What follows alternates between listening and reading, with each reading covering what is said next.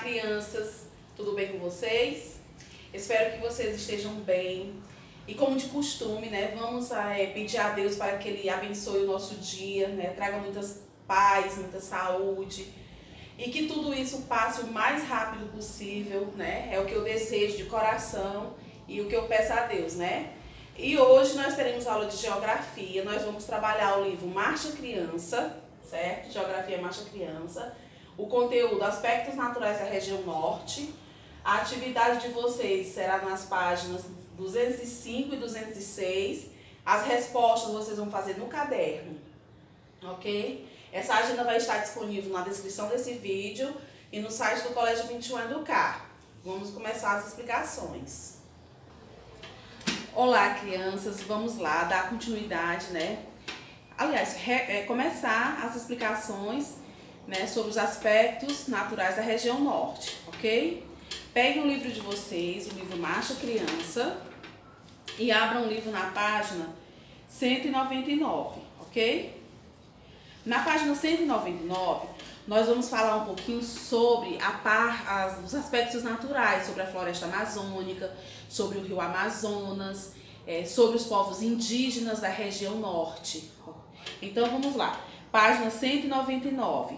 Nós vamos começar falando sobre a floresta amazônica, certo?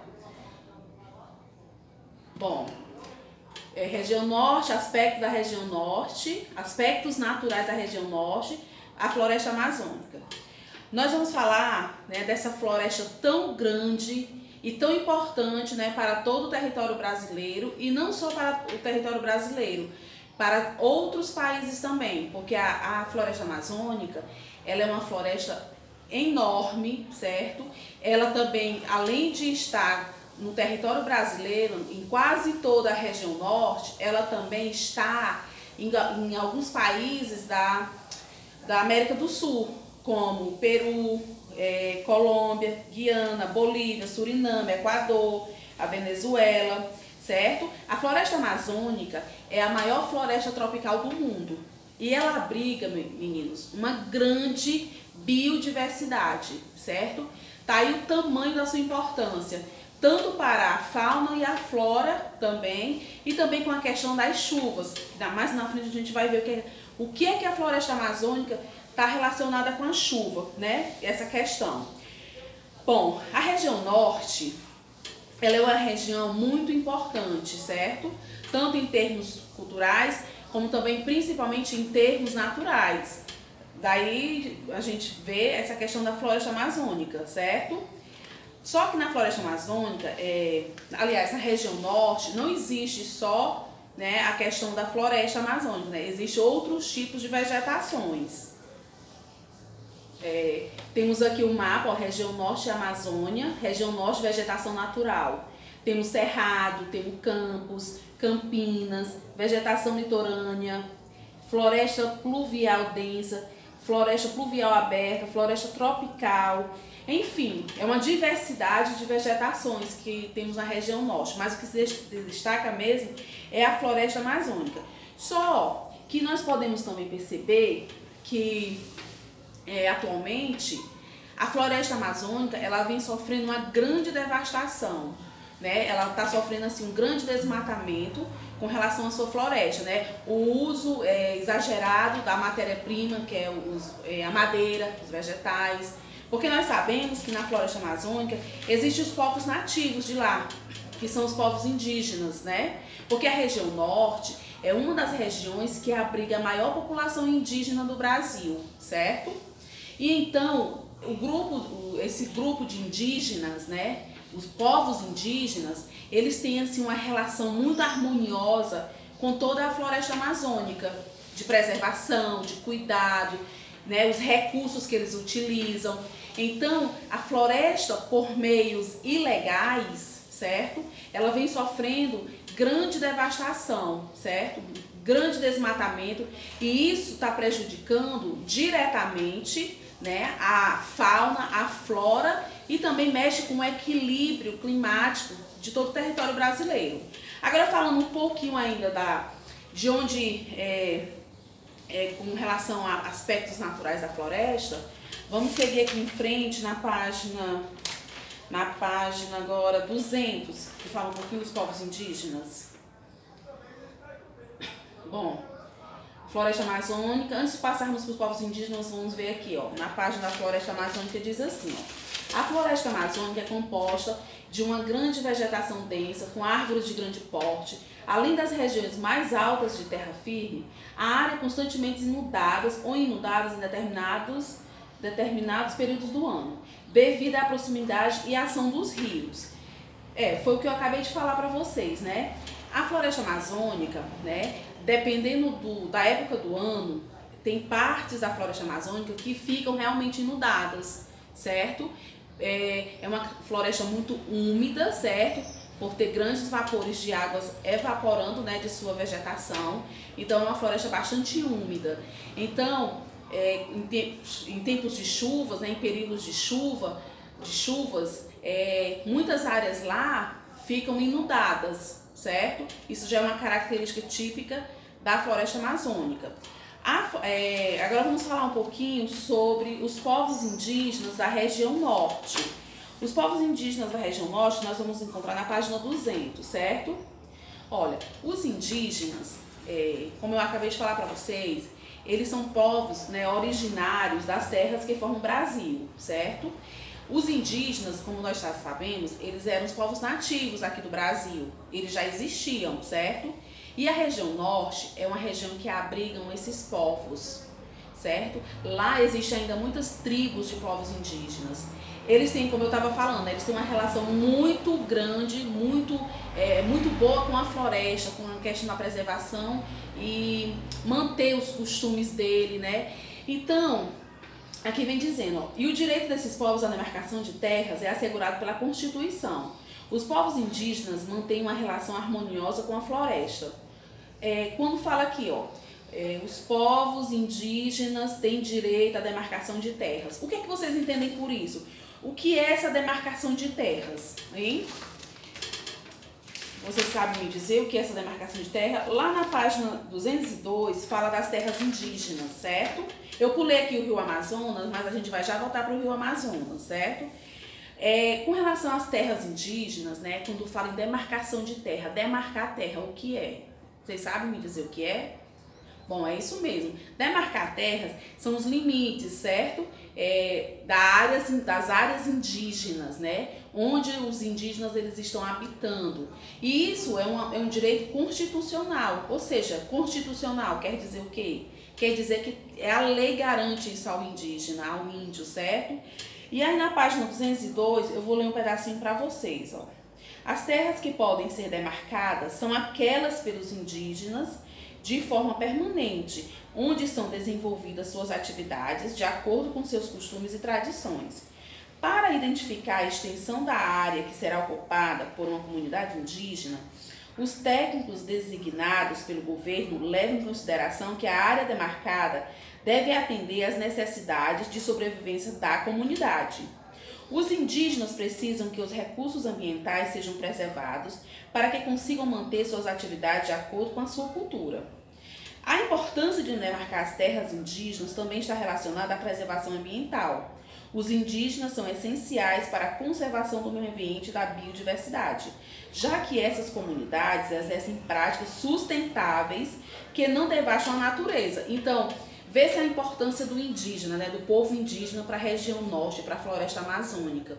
Nesse pedaço aqui que eu li para vocês sobre a demarcação de terras, isso aqui está incluído tanto a tradição do povo indígena, a cultura do povo indígena e, acima de tudo, a preservação e a conservação de toda a floresta amazônica, de tudo que tem lá, da biodiversidade, porque esses povos, eles só vão retirar o que eles precisam para sobreviver, certo?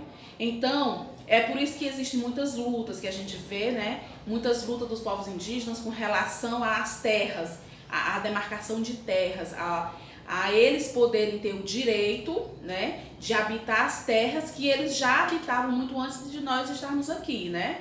Então é um direito assegurado por lei, certo? Continuando a explicação, vamos ver aqui, o Rio Amazonas, um rio tão importante, ó, o maior do mundo, em volume de água, o maior do mundo em volume de água, certo? Não é exclusivamente brasileiro. Vocês sabem por que ele não é exclusivamente brasileiro? Porque o rio Amazonas, ele não nasce aqui, ele nasce no Peru, na Cordilheira dos Andes. E lá ele recebe o nome de Vilcanota. Vilcanota. Onde fala sobre isso, sobre o rio Amazonas, coloca aí na página do livro de vocês, na 201, certo? Pronto? Pronto, gente. Então, o rio Amazonas é um rio, certo? Muito importante, certo? Principalmente para quem mora na região norte, porque ele tem várias serventias, ele serve para vários trabalhos realizados pelas comunidades da região norte, certo? Então, voltando aqui. Então, o rio Amazonas, ele nasce no Peru, na Cordilheira dos Andes, e ele tem o nome de Vilcanota, certo? De lá, ele chega ao nosso território, atravessando o estado do Amazonas, com o nome de Solimões, certo? Ele chega aqui com o nome de Solimões. E ele só recebe o nome de Rio Amazonas apenas quando ele encontra o Rio Negro, certo? E até aqui a figura, quando ele encontra o Rio Negro e desemboca no Oceano Atlântico, junto à ilha de Marajó, no Pará, ok? Então, até lá, antes dele chegar, ele tem outro nome. Então, ele só vai mesmo receber o nome de Rio Amazonas quando ele atravessa o estado do Amazonas, né? E se encontra com o Rio Negro e vai desembocar no Oceano Atlântico, ok? Então, o Rio Amazonas, ele não nasce aqui no Brasil, certo? Ele nasce no Peru, na Cordilheira dos Andes, certo? Entenderam? Bom, antes da atividade, eu explicar a atividade, né? Vamos mais aqui para frente. Uma das atividades realizadas no Rio Amazonas, certo? Na página 201, como o Amazonas é um rio de planície, ele é muito utilizado na navegação. Além disso, a bacia hidrográfica desse rio abastece a região norte em conjunto com a bacia hidrográfica do rio Tocantins, onde destaca-se a produção de energia elétrica em usinas hidrelétricas, ok? Então, o rio Amazonas ele é utilizado também em navegações, justamente por ser um rio de planície, né? Aqui no Saiba Mais, fala um pouquinho sobre a energia elétrica no Brasil. Vocês leiam essa parte sim do Saiba Mais, porque são sempre curiosidades, né? Falando sobre, dando informações a mais para vocês sobre o conteúdo, ok? Então vamos recapitular o que nós vimos hoje, né? Nós vimos aqui os aspectos naturais da região norte, nós falamos sobre a floresta amazônica, o quanto que ela é importante na questão da biodiversidade, como também na questão de cultura dos indígenas, mas principalmente também no que se diz respeito, né, ao clima de todo o território brasileiro. Eu estou falando isso porque na atividade que vocês vão desenvolver é sobre a floresta amazônica, certo? Que a gente um texto lá na página 205 tem um texto falando sobre rios voadores da Amazônia transportam água para o Brasil e América do Sul. Rios voadores, o que será isso, hein? O que é que tem a ver rios voadores com a floresta amazônica, hein? Qual é a relação que tem, né? Vamos já ver essa questão dos rios. Então a gente falou sobre o rio Amazonas, sobre a floresta amazônica, sobre o tanto que ela é importante, a preservação, a sua conservação, né, para toda a população da região norte, mas não é só para a população da região norte, é para toda a população do Brasil, porque vai interferir sim, certo? Ela é muito importante para todos nós, né? Voltando aqui, né, falamos sobre os povos indígenas da região norte, né? Falamos aqui sobre a floresta amazônica, ela é uma vegetação, começa a vegetação, né? As áreas inundadas, certo? Os tipos de vegetações existentes na região norte, certo? E aqui, vamos aqui na página Na página 204, onde vem falando também, gente, a gente pode ver aqui, ó, tem uma imagem no livro de vocês, na página 204, que mostra indígenas em audiência no Supremo Tribunal Federal em Brasília em 2008. Aqui eles estão lutando reivindicando, né, o direito deles pela constituição das suas terras, né? Apesar disso, ó, os povos indígenas enfrentam dificuldades relacionadas à posse de terras. Muitos deles ainda lutam para que o governo do país lhes conceda legalmente o direito de ocupar algumas áreas do território que estão em grande parte localizadas na Amazônia. Também é comum ocorrência de problemas quando as terras indígenas já estão demarcadas. Embora a demarcação de terras contribua com a preservação do ambiente, muitas vezes elas são exploradas ilegalmente, como destaca o texto a seguir. Por isso, muitos povos ainda lutam para que as terras indígenas sejam respeitadas. Então, apesar, gente, assim, mas as terras indígenas muitas estão demarcadas, né? Elas foram demarcadas, mas mesmo assim, muitas vezes, de forma ilegal, fazendeiros, pessoas, donos de madeireiras, né, invadem essas terras ilegalmente para extrair a madeira, para tirar esses recursos e vai devastando a natureza, né, vai tirando tudo isso. Então, eles lutam para que a floresta ela seja respeitada, ok? Vocês leiam novamente todos os textos a partir da página dos 199, vocês vão ler novamente os textos, certo? Em seguida, vocês vão ler o texto da atividade que eu estou passando para vocês, a 205 e a 206. É um texto falando sobre os rios voadores da Amazônia, certo? Vocês vão ler esse texto e entender o que são rios voadores, certo? Quando vocês terminarem de ler o texto até a 206, tem 2 itens, o item A e o item B, para responder. Mas vocês vão responder esses 2 itens, vocês vão responder isso aqui no caderno, porque no livro não tem espaço. Então, após leitura do texto e verificar um mapa que tem dos rios voadores nas 206, vocês vão realizar a atividade, certo? Então, a atividade, página 205 e 206, fazer respostas no caderno. Aí, daqui a pouquinho, eu vou retornar para a gente fazer a correção, certo? Mas vamos lá, leiam novamente o texto para vocês poderem compreender melhor, certo? E em seguida vão para a atividade. Daqui a pouquinho vocês vão dar pausa agora no vídeo para resolver esses 2 itens, ok? Espero que vocês tenham compreendido, né? Sobre a floresta amazônica, sobre o rio Amazonas, a importância desses 2 aspectos naturais tão importantes, né? Para nossa região norte e não só para ela, como também para todo o nosso Brasil, certo? Na próxima, quando a gente retornar, eu faço as correções e eu falo sobre rios voadores com vocês, ok? Combinado? Então vamos lá.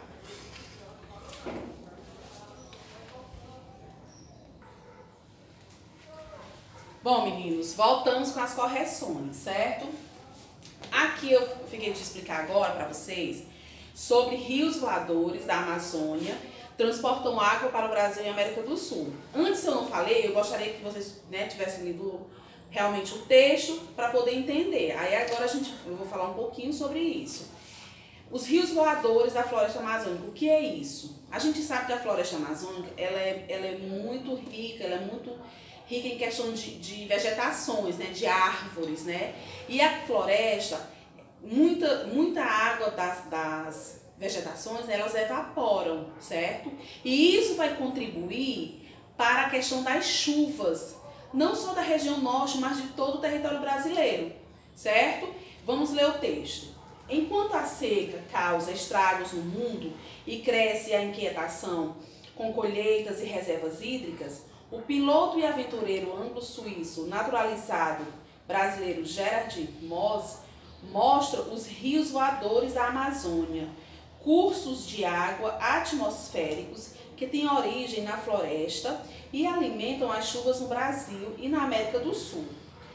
Pouca gente sabe que na Amazônia, uma única árvore pode colocar na atmosfera mais de 1000 litros de água em um dia. E que A selva amazônica consegue colocar mais água na atmosfera em um dia do que a transportada pelo rio mais caudaloso do mundo, o Amazonas, explica. Em expedições em avião e balão, MOS leva 5 anos demonstrando que a floresta amazônica não só limpa o ar do planeta, como garante umidade e chuvas para o Brasil e parte da América do Sul, uma região enorme, produtora e exportadora de alimentos. Os rios voadores partem da Amazônia até os Andes, certo?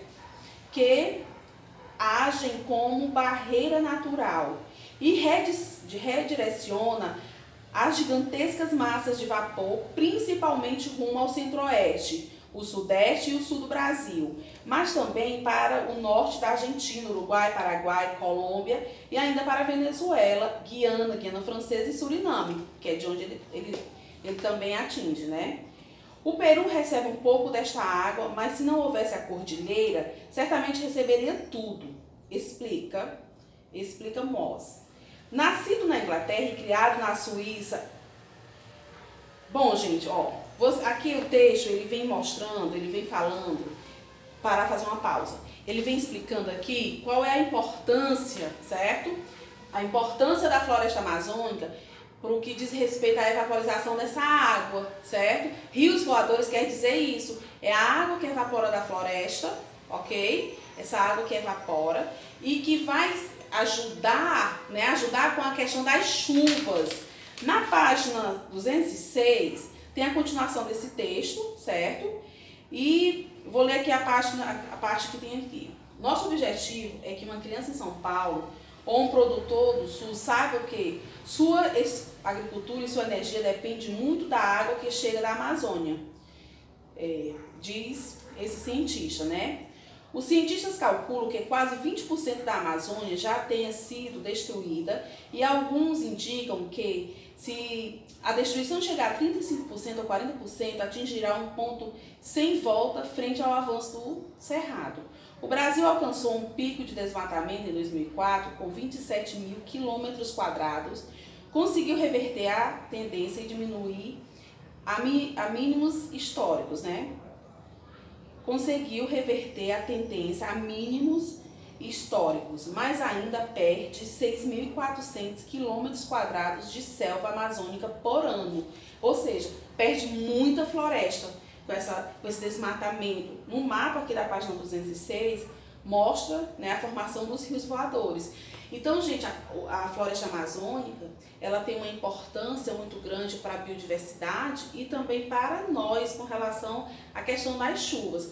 Vamos ver aqui a questão na letra A, o que diz, porque o fenômeno dos rios voadores é importante até para quem vive em lugares bem distantes da Amazônia. Né? Não é só lá na região norte que esses rios voadores vão ajudar, não. Em todos os locais, território brasileiro. Vamos à resposta. Porque o fenômeno dos rios voadores é capaz de levar vapor de água para diversas regiões do Brasil e da América do Sul. Dessa forma, garante chuva para quem tanto está perto como para quem está longe, certo?